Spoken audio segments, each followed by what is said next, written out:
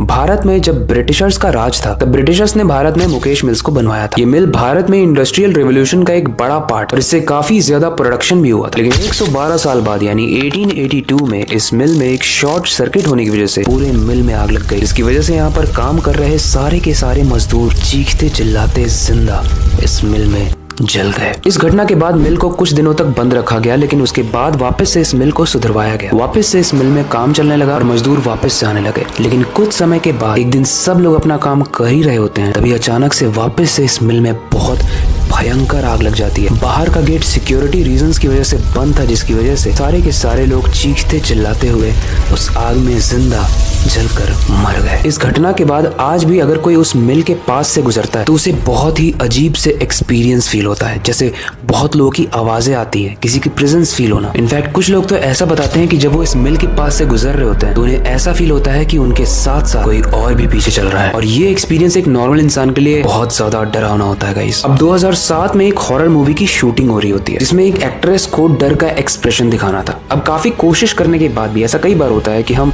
चाह भी रहे हैं बट वो एक्सप्रेशन नहीं आ रहा है, तो वो एक्ट्रेस वो डर वाला एक्सप्रेशन ला नहीं पा रही थी। डायरेक्टर काफी बोल रहा है कि भाई ये कैसे एक्टिंग कर रही हो तुम, अच्छे से एक्टिंग करो, डर कर लगना चाहिए कि डर रही हो, लेकिन वो नहीं कर पा रही थी। डायरेक्टर उस एक्ट्रेस पे गुस्सा करने लगता है, बट अगले ही कुछ मिनट्स में उनके साथ कुछ ऐसा होने वाला होता है जो शायद वो जिंदगी भर नहीं भूल पाए। एक्ट्रेस की आंखें एकदम से लाल हो जाती हैं और गुस्से भरी मर्दानगी आवाज निकलती है एक औरत के मुंह से, और वो कहती है चले जाओ यहाँ से।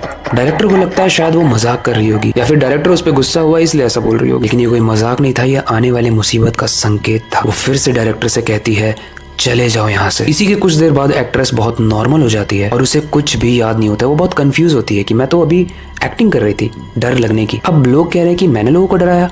बैगन।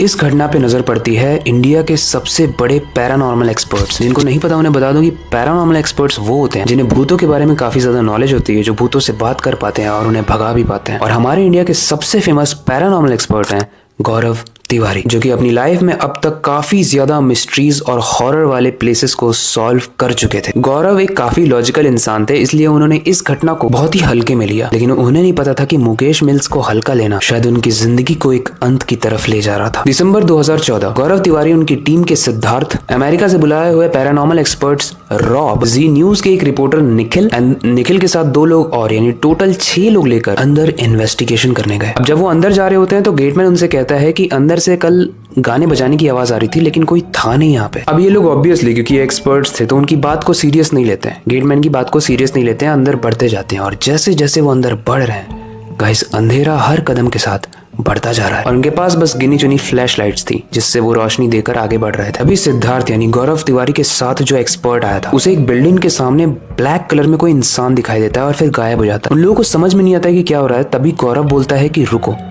खेल शुरू हो चुका है। और गौरव कैमरामैन को कैमरा ऑन करने के लिए कहता है। गौरव जोर से पूछता है कौन हो तुम। और पूरे टीम मेंबर्स उस एरिया में ऐसा फील कर रहे होते हैं कि ठंडी बहुत अचानक से बढ़ने लगती है, बहुत ठंड लगने लगती है और उनको, और किसी कारणवश गौरव के हाथ से उसका फ्लैश लाइट नीचे गिर जाता है। गौरव काफी क्यूरियस है तो वो भूत से बात करना चाह रहा है कि कौन हो तुम, मुझे तुमसे बात करनी है। गाइस सामने से तो नहीं, मुझे गूज़बम्स आ रहे हैं, बट उसके सर के पीछे से एक आवाज आती है अच्छा। और इससे भी ज्यादा डरावनी बात यह है कि यह आवाज निखिल के मुंह से आ रही थी, बट निखिल की आवाज नहीं थी और वो बड़े ही अजीब एक्सप्रेशन दे रहा था। लेकिन जैसे ही गौरव निखिल की तरफ मुड़ता है तो निखिल नॉर्मल हो जाता है। अब रॉब जो एक अमेरिकन पैरानॉर्मल एक्सपर्ट था, वो कहता है कि यहाँ पे अगर कोई भी है तो अपने होने का एहसास तो, और इसी के साथ बहुत तेज हवा का झोंका उन्हें फील होता है। हवा के झोंके के साथ ठंडी बहुत तेजी से बढ़ने लगती है, जिसकी वजह से सब लोग कुठरने लगते हैं। और उनके पास जो पैरानॉर्मल एक्सपर्ट वाली मशीन थी, यानी वो मशीन जो ऐसी एक्टिविटीज को रिकॉर्ड करती थी या रिएक्शन देती थी, अगर कोई भूत है तो वो ब्लिंक करने लगती थी, वो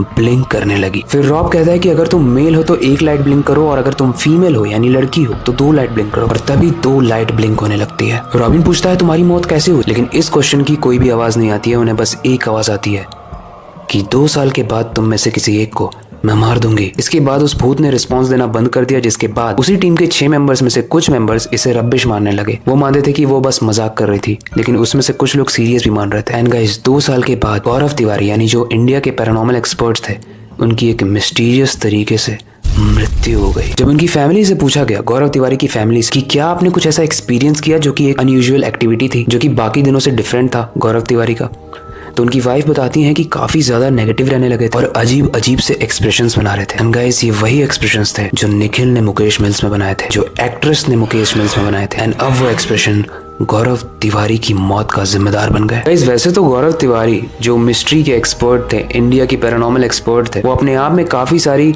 मिस्ट्रीज को सॉल्व कर चुके। तो सारी ही कहानी बहुत ज्यादा इंटरेस्टिंग, थोड़ी सी डिस्टर्बिंग भी है, वो किसी अलग एपिसोड में बात करेंगे। बट आज का एपिसोड आपको कैसा लगा? कि आपके डरावने दिमाग की क्यूरियोसिटी की भूख को ये वीडियो शांत कर पाया?